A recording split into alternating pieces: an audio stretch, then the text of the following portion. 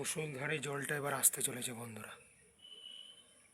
যেহেতু আপনারা জানেন একটা ববি বলে যে সাইক্লোন চীনের ওপর উৎপাত বা তাইওয়ানটাকে পুরো এখন তছনছ করছে, মূলত ওখানে যে বিশাল বড় বৃহৎ সার্কুলেশনটা তৈরি হয়েছিল, সেই সার্কুলেশন থেকে একটা অ্যাক্সিস লাইন পুরো মায়ানমার হয়ে বাংলাদেশ হয়ে একেবারে আমাদের উত্তর পূর্বাঞ্চল, আর তার একটা সাব কী বলবো শাখা ব্রাঞ্চ আমাদের গাঙ্গেয় সমভূমি হয়ে বিহার সমভূমি একদম নেপালের তরাই অবধি বিস্তৃত। এইভাবে সিস্টেমটা রয়েছে, যার ফলে একটা সার্কুলেশন অলরেডি উত্তর বঙ্গোসাগরে তৈরি হয়ে গেছে, যেটা পরে এন্টার করতে চলেছে রথের দিন বা তার আগের রাত্রে। ফলস্বরূপ কিন্তু হিউজ বৃষ্টি কিন্তু আগামী 48 ঘন্টায় আমাদের এই দক্ষিণবঙ্গের জোনটায় আছে। মেঘটা দেখুন, মারাত্মক একটা বৃষ্টি আসছে, পড়ছে অলরেডি।